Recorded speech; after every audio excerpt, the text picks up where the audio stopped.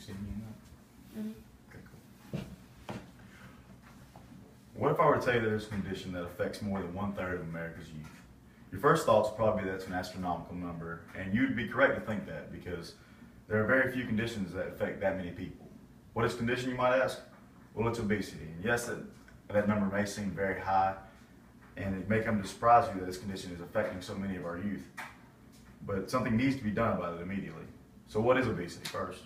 Obesity is when you have a body fat index of more than 32% for females or a body fat index of more than 25% for males.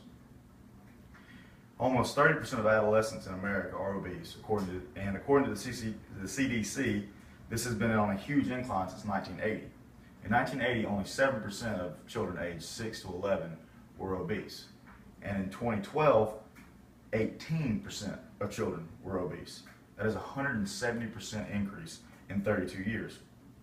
In 1980, children aged 12 to 19, 5% of them were obese. In comparison to 2012, 21% are obese. That's a 320% increase over 32 years. Doesn't that seem quite outrageous? My topic will cover ways to prevent and hopefully eradicate obesity in our adolescent youth by ways of mandatory nutrition programs in the schools and also mandatory exercise programs in schools. How big is the problem is the next question I'll address.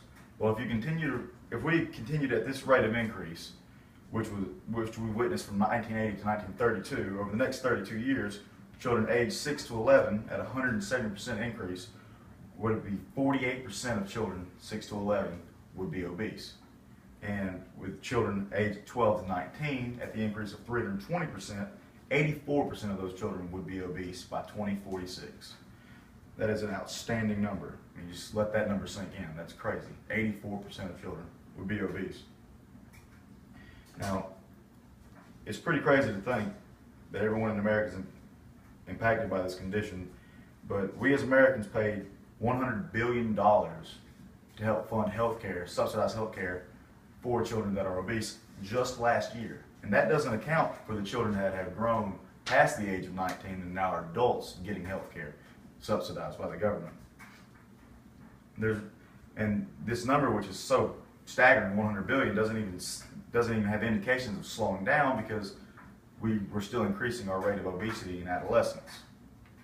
And also with other complications that come with obesity, such as high risk of heart disease, which is the #1 killer of all Americans, type 2 diabetes, sleep apnea, high blood pressure, liver problems, gallstones, and emotional damage from social ridicule.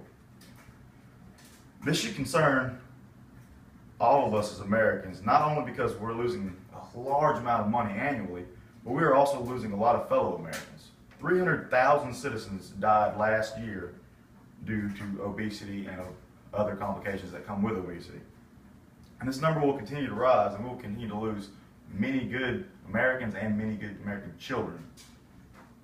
But in closing, I would like to thank the audience for their attention and their concern on this topic, and I hope all of you have gotten a better understanding of the severity of this condition, which is again 100% preventable, even though we let it kill 300,000 of our fellow Americans each year.